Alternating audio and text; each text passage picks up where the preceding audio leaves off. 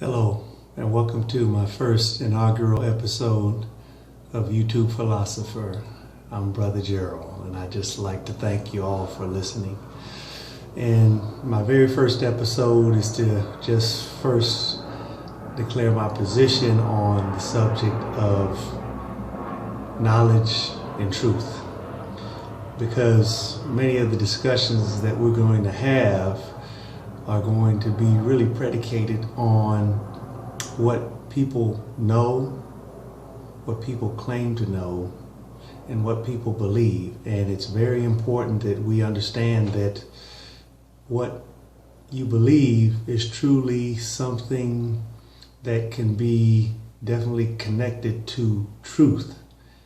But sometimes what we believe can be based, or the foundation be based on incorrect or misunderstood information.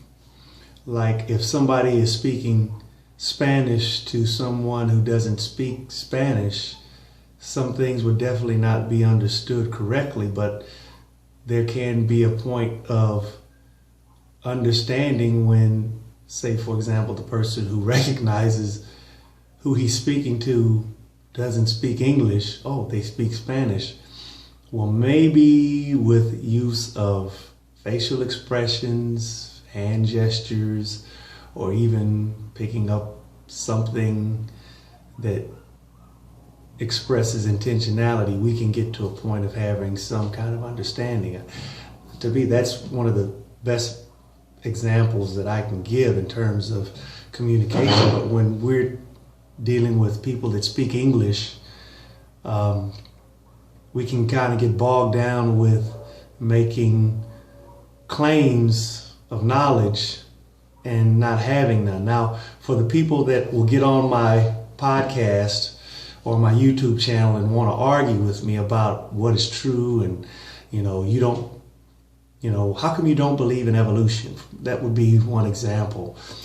I would say that I've examined the evidence for myself. I haven't done all the research, but basically speaking, I've done enough studying to where I'm not biased in terms of what this scientist is saying, but I'm definitely going to be biased in what he's saying certain things mean. Because, if you're going to do an experiment and you're going to say that, these things mean this, then you're kind of presupposing a purpose to what you're examining. And if you can't get to the basic starting point of where you came from and why you're here, then you really have no basis of even interacting or even using what they call the scientific method, because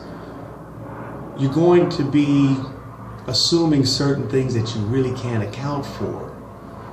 And if you assume the wrong purpose for the beginning of life or the purpose of life, you set yourself up to make errors that ultimately will either rob the person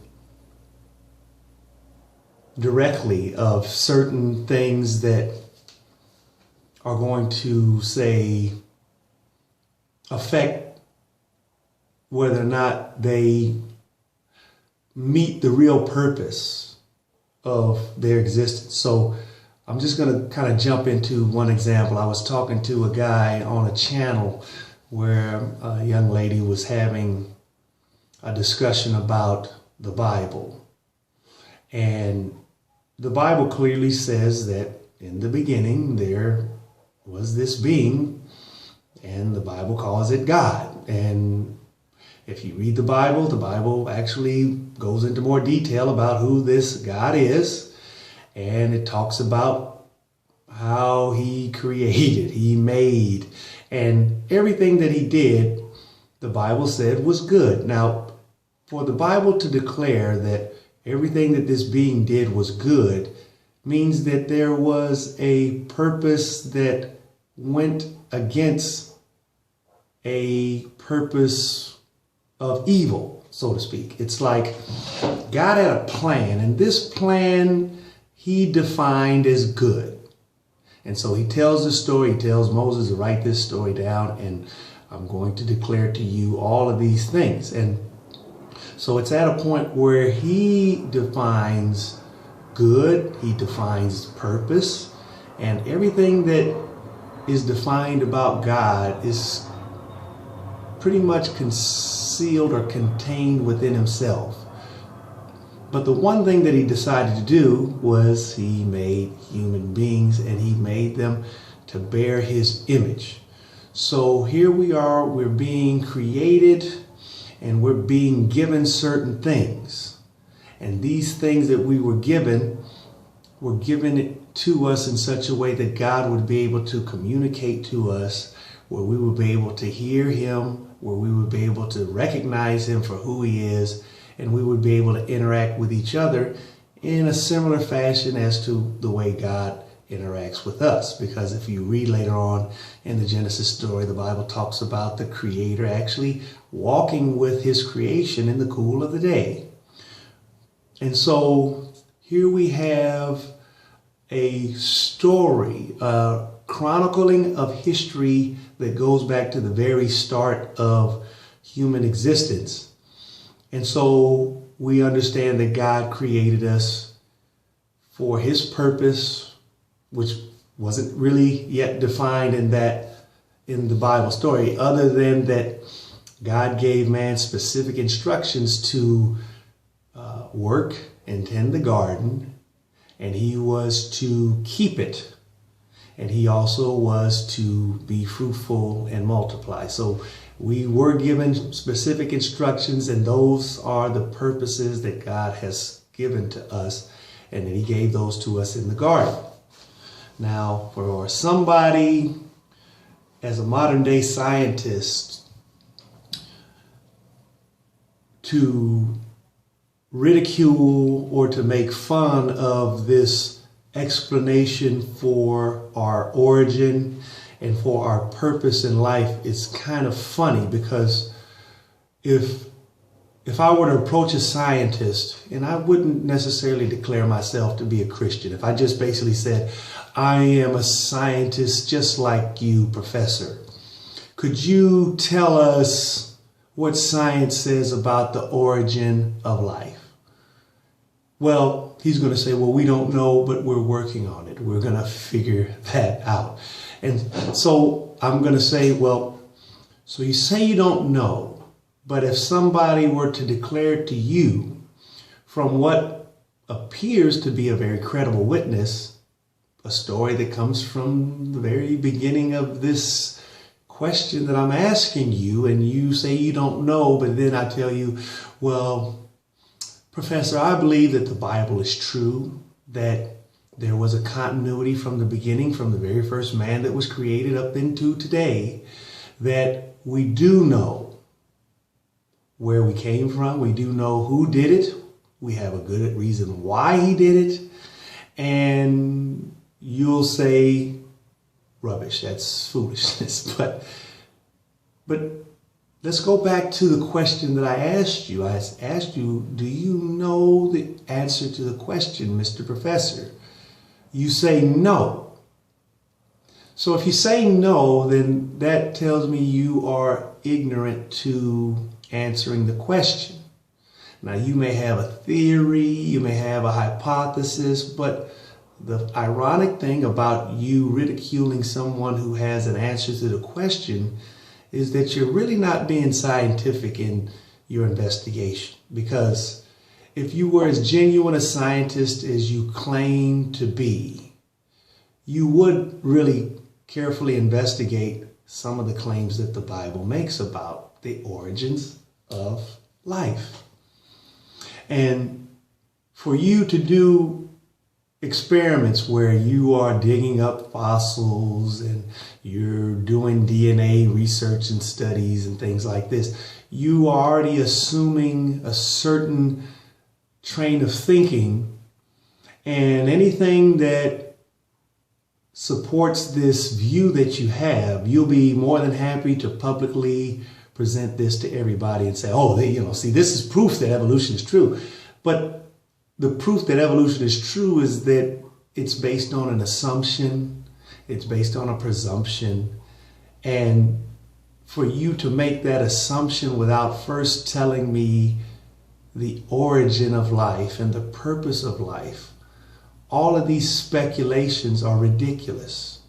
All of these speculations are your best guess, but your foundation is that you don't know. You say you don't know. So all of these speculations are, to me, dead end consequences of your thinking. Now, for somebody to come in and say, well, we were created, and we see that in the physical realm, like, for example, in computers, we have what they call hardware, and then we also have software. The hardware is the actual physical instrument, like the microchip, the circuit boards, and the display screen, and all of these things that will be manipulated and used by the software, which is a non-physical, information-based entity. The coordination of the two, in order to make the software interact with the hardware, there has to be some issues in the science of creating computers that will ultimately allow the software to interact with the hardware. And the funny thing is, people make a lot of money right now when just some minor defects in the software code become either infected, or the computer microprocessor has kind of maxed out in its random access memory. It can't take on any more tasks because it's been preserving all of these previous records of all these other interactions that have taken place. So we can see in just a very rudimentary example of the computer, the problem that we face when we look at science as far as it relates to biological evolution. We have this tiny microprocessor called the nucleus of a cell that has, according to some of our best guess estimates, 1 million pages or 1 million bits of information contained within its DNA cell structure. And all these code, or all of this code, is determining the functionality of this cell. And if something is out of order, we can get non-functionality, and we can actually become a lethal, it can be lethal to the cells for survival. So here it is, we have the human body that's comprised of trillions of cells, and somehow they manage to come together and support one another and sustain and regulate, and all of these things just kind of happen on their own. We have yet to build a computer as sophisticated as the simplest cell that Darwin happened to kind of describe as simple. But he didn't know the magnitudes of, complexity that's in these cells. For the cell wall to be built and maintained, there's so many feedback loops just to create the integrity of the cell itself. And then you have a separation between the cell and the nucleus of the cell, and there's a nuclear membrane, and here it is, we have all these different things that are just totally, self-sustaining, monitoring, and you have all these different feedback loops. We have yet to build anything. I think the closest thing that can be compared to the simple cell, the simplest example that we can come up with, is a city. And even a city falls short, because a city is not totally sensitive to all external inputs and pressures on it. It's not really aware of those things. And it's not able to respond within milliseconds of changes as quickly as the cell membrane does, or the cell itself. So there's so many systems and subsystems within the simple cell that we just have a hard time really getting a good picture of this. But I would just say, getting back to my point, is that the scientist who opens his mouth to say he doesn't know, but then he proceeds to go to work in answering these questions, I would say that you need to have an idea of the origin. Because if you don't have an idea, you really have no foundation to proceed forward, because you're going to assume certain things that really can lead you down the wrong path. And we see that, Adolf Hitler had assumed that evolution was true, and he said that, hey, we're going to, eradicate these lesser, inferior races. And here we go with the Holocaust. We have slavery here, and as it was experienced by the black here in North America, Central and South America, and in the Caribbean, as well as in Africa. So all of these things were predicated on the foundation of assumptions, and a lot of these assumptions were not even based on things that were taught in the Bible. And I would say the reason why people were able to make these assumptions was because they read bits and pieces of the Bible without reading the whole thing through and getting a total understanding, as well as a comprehensive understanding of, generally speaking, what this Bible is teaching. So I look forward to having more discussions, but I would just like to start my YouTube Philosophers channel with that if we're going to have a discussion, I would say that for those who are atheists and for those who are scientific, if you can't give me an answer to those basic questions, we're going to have some more videos where I'm going to actually show you how, in making these assumptions that there is no God, you're going to find yourself falling into a hole. Not a rabbit hole like in Alice in Wonderland. There wasn't a bottom to that one, but we're going to, you're going to hit hard on things that, when you actually carefully examine them, the philosophy ultimately robs you of something that you would really say is very precious to you.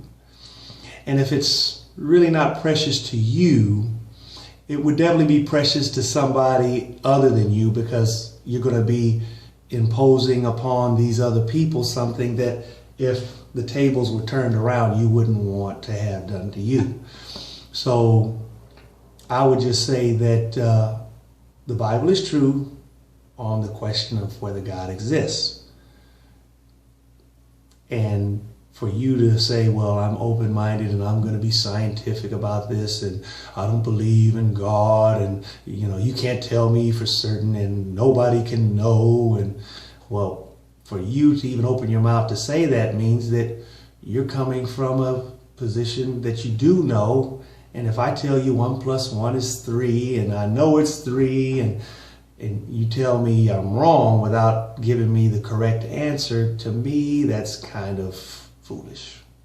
So let's not be foolish in our discussions. Let's talk from a foundation of knowledge and then move forward from there. Because if we start talking about we don't know, nobody can know, and you can't guess, then to me, you get into absurdity, and I don't like having absurd discussions. I like having discussions that go somewhere. And a lot of you people that believe in evolution, you are going in circles. And nothing's necessarily wrong with going in circles. But the circle that you guys are going in, it's like a dog chasing his tail. And there's no purpose in a dog chasing his tail. Because, it's his tail. He can chase it all he wants. It's not going to change the fact that it belongs to him. So if you are going to go on a scientific adventure and you're going to tell me you don't know, then you're telling me you have no purpose in doing what you're doing. But if God did these things and he did them for a particular purpose, then now you can maybe understand why the genetic features that we experience here on the earth are the way they are. Maybe you can understand why we're able to eat cows and chickens or herbs and things like this, while here we're able to interact with these animals as well on another level. Maybe all of these things are designed for interaction, for, you know, a symbiotic kind of relationship, because I know there is a symbiosis in all of us being here. We are kind of dependent upon each other. Yes, you are your brother's keeper, and for all of those things that these assertions that I'm making, I'm going to support them later. And I would challenge anybody who disagrees to give me their opinion. If they don't agree, what's your foundation? Or what's your starting point? You say you don't know, and you know, I'm like going to laugh at you, because the funny thing is, so many of you people who don't have an answer, when I give you one, I mean, you break out into a big laughter, and I'm just sitting here asking a question. Well, wait a second. I just asked you what the answer was. You said you didn't know, and then I said, well, I know the answer. God did it. And you're like, you know, I'm like, I mean, okay, so what's the answer to 1 + 1? Well, I don't know. Well, let me tell you, 1 + 1 is 2. Oh, so 1 + 1 is 2. You crazy, Jerry. You just crazy. No.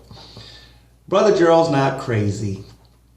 But I would say for somebody who doesn't know, to laugh at somebody who at least has an answer, I think that's total ridiculous. And I think for you to come at me in that way, it's stupid. It's ridiculous. I mean, the only reason why I'm not going to insult you by calling you an idiot and things like this, because I know you're not an idiot.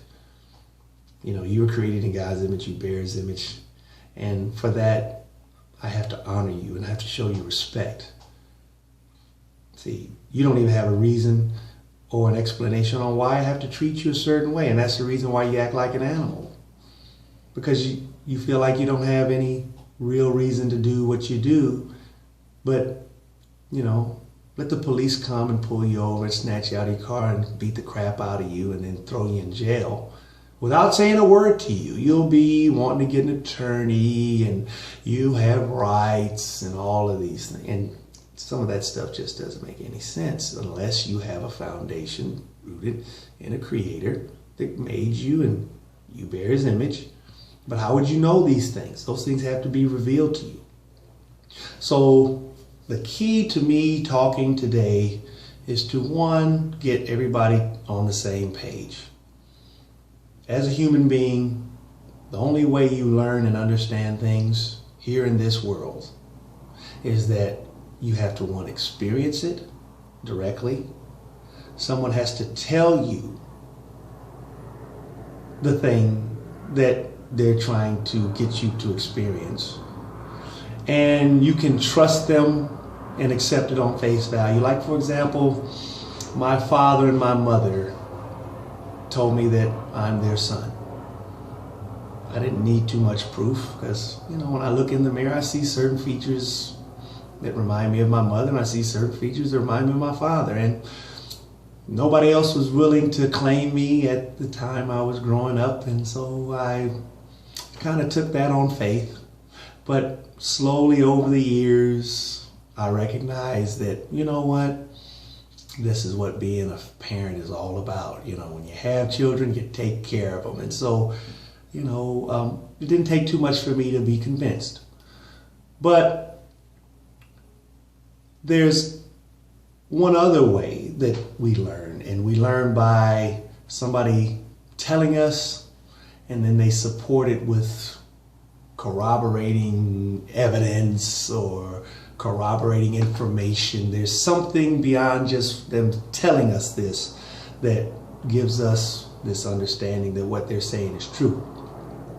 So if, for the atheist, if we're going to use those different mechanisms by which we learn and understand things, if you go to school, and for all the years you've gone to school, you've talked to your scientific professors and you ask them, what's the origin of life?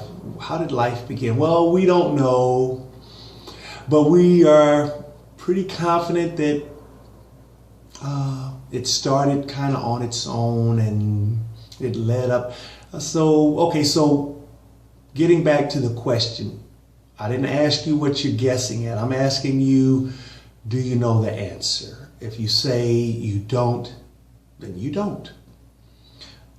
So when somebody else comes and says, well, you know what, we have this story that comes from the Creator, and it's a story that shows a continuity between the Creator creating man and up through to today, then maybe we can give that story a little more credit than what we're willing to give it credit. So this is the point that I'm trying to make. But you'll basically dismiss this story and continue to guess without even examining the story. Because one of the keys of the Bible is Bible prophecy. The Bible says that God knows everything. And for God to know everything, He also has to know the future. He also has to know the past. And so He should be able to declare to us the end from the beginning. But He's not going to declare it to us in such a way that we can supposedly thwart it. You know.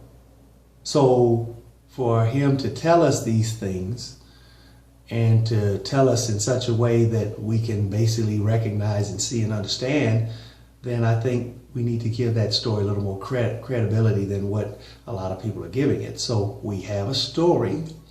We have a hypothesis. Ooh, you know, what is a hypothesis? A hypothesis is a story whereby which scientists are basically saying this is how it is. And then they do their research. They create experiments to support their analysis. And ultimately, that analysis becomes a theory. So this is basically how I wish the scientists to proceed in this question of origin and meaning. And my thing is, if you can't get to it in the scientific method, then you just got to throw the scientific method away in terms of being able to answer that question. So we have several ways to learn and understand certain things. And so now that we have that, I just want to wish you guys the best. And I hope some of the comments that I'm going to receive as a result of making these videos will hopefully direct us and move us to a position of understanding. But I'm going to go out on a limb. I think people will learn better when they take a position as opposed to some of these people who will argue like an atheist, and then when you actually get them into a position where they can't hold their position, then they become something other than an atheist. They become a scientist. And then when you paint them into a corner where the scientist is not able to hold his position, now he becomes something other. Well, I'm an agnostic, I don't know. And then when you get to them and you start asking them questions, and then they say they don't know, but then you tell them and declare certain truths to them, and they say, oh, you're wrong. Well, you just told me you didn't know, so how can you go there? So those are the kind of things that I really hope we can start avoiding, and I'm going to point them out to you as often as I can. And if you want to say that the Bible's not true based on these contradictions, we're going to see about contradictions, whether contradictions are valid and can be accepted in reality, because if they can, then you really don't have a means of objecting. But if they can't be accepted, then we can go forward from there too. So I just wish that my videos will be edifying, that they will get you to think more deeply about these things, and that hopefully they'll be a blessing to you, because it's that God of the Bible that I have to give all credit and praise to for bringing me to this point. You know, I'm doing very well in my business. I'm not making these videos to collect an offering. All I'm doing is basically declaring the truth. I want to be somewhat like the Apostle Paul. You know, he was a tent maker, and he even said in a passage in the Bible, and I'll actually quote it later, where he basically says, you know what, I've been delivering and preaching to you guys, and I've been getting you guys together. You know, marriages have been saved, and families have been restored, and people are starting to be upright and honest in their dealings with one another. But I've never asked you guys for a penny, even though it was my right to receive an offering to support me in the effort of declaring this truth to you. But I chose not to, and for that, I declare this truth to you. So it's not a financial gain reason that I'm doing these things.